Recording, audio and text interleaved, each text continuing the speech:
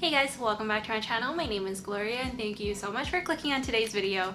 Today I wanted to go through 6 plants that I am the most proud of. I can't be any happier with these plants right here because of whether I got them like literally unrooted or rotting, or it just grew so much for me in my care. I just wanted to show you guys so you guys can take a look and admire these plants and maybe get them yourself. So I hope you guys enjoyed today's video. If you haven't done so already, make sure you subscribe to my channel so you don't miss out on any of my new videos. And yeah, let's just jump right into today's video.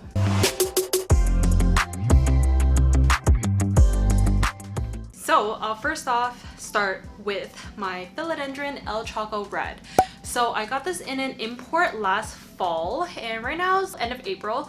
So I've had this for maybe about 6 months and this is the beauty herself, El Choco Red.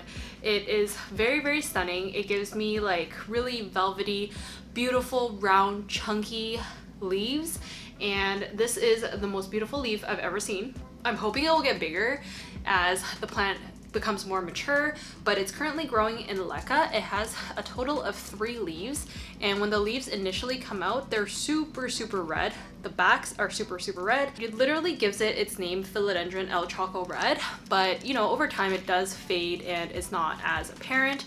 But I have a new leaf coming out right here. So this is a new leaf and I can't wait for this one to come out. It's been quite some time since I've had a new leaf on this little baby, because when I initially transferred it over to leca, it did have to like kind of grow some more roots and reroot itself and kind of get adjusted to the new medium. But when I initially got this in my import, it was rootless. I had to root it from absolutely nothing. It just had a little stump attached to it, which I've since detached from the plant, and it's growing really well on its own, so it doesn't really need energy from the stump anymore.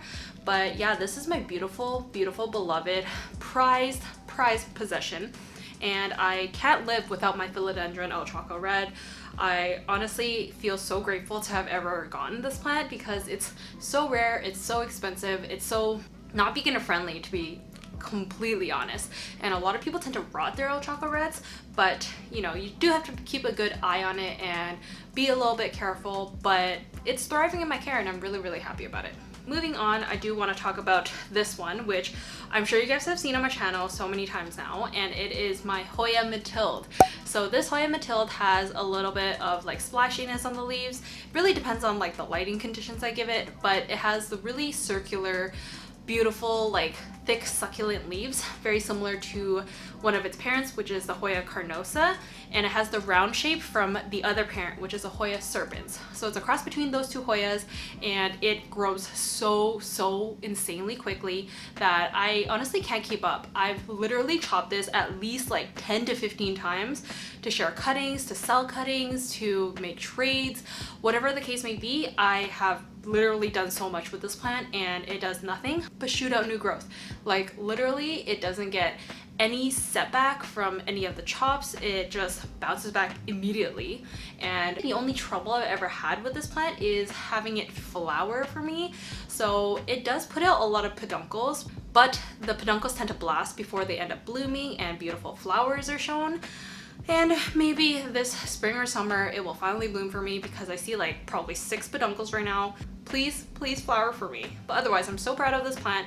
It has done so much for me, and honestly I really like this pot. This pot is from IKEA and it's called the, I don't even want to try to say it. This is the name of the pot, and yeah, it fits a nice 5-inch nursery pot in here. So very versatile, and it's just very cute, sleek, and just simple, which I think is perfect, and it goes really well with the green on the Hoya Mathilde.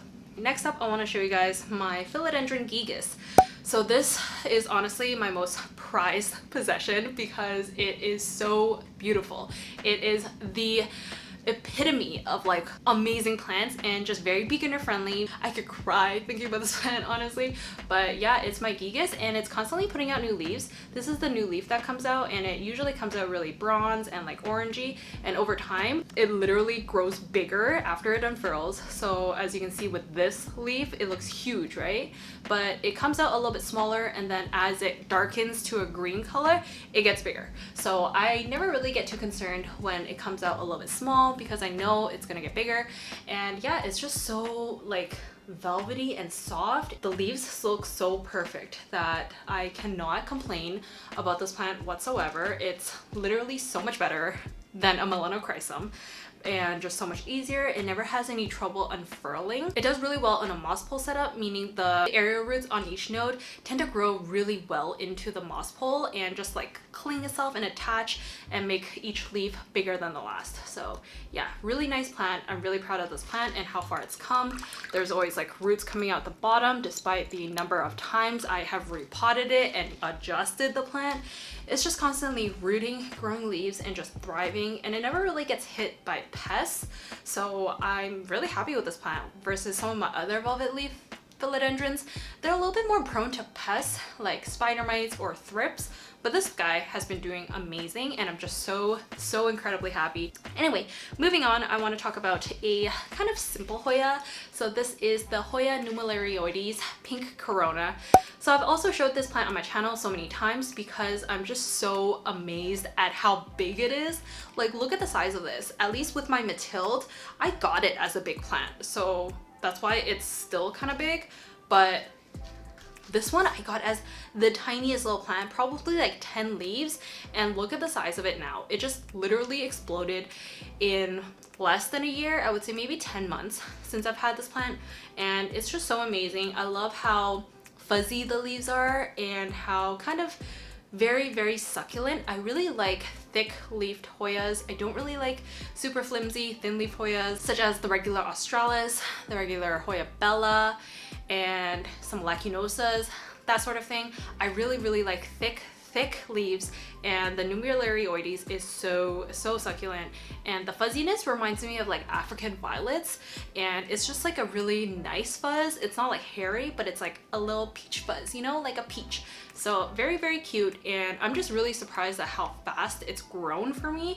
And I really like the aerial roots that stick out in this plant. Do you see these? They're like so apparent, and just they look so strong and healthy. I don't even know why these roots are growing, because it's literally growing in regular room humidity, so under 50%, probably closer to 30-40, and it's doing amazing. So yeah, I have this plant in leca, and I always show you guys the roots because it gives really good roots.